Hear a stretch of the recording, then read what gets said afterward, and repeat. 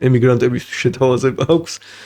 და ყველა დიდი შეცდომა, რასაც უშვებენ advertiser-ები არის ის, რომ რეკლამას უშვებენ და უბრალოდ უთითებენ ენას ქართულს.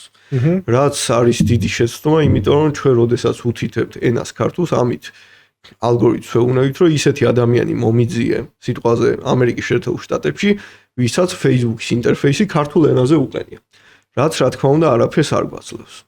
მეორე შეცდომა, რასაც უშვებთ, არის ის, რომ ვუთითებთ ძალიან ბევრი ინტერესს, რასაც ჩვენთან ზოგადად ლიმიტი 50-ია, 50-ის მერე კიდე გამატებინებს სისტემა, ოღონდ რატო არ ვიცი და ისე მეტას უწერია, რომ ერთი ცალი რომ მივუთითო, ეგეც საკმარისია. საბოლოო ჯამში ესეთ მიგნებამდე მივედი.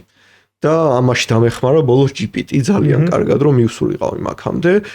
ავიღე ერთადერთი ინტერესი, ხან ორს ვიღებდი.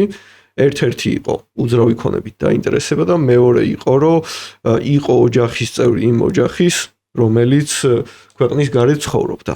ეს ინტერესების მიდგომით და უბრალოდ ტექსტი და ფოტოსურათი იყო ქართულ ენაზე და უკვე ხვდებოდა სისტემა რომ ეს ისეთ ადამიანისთვის გამოიჩინა ვინც ქართულად კითხულობდა მაგალითად.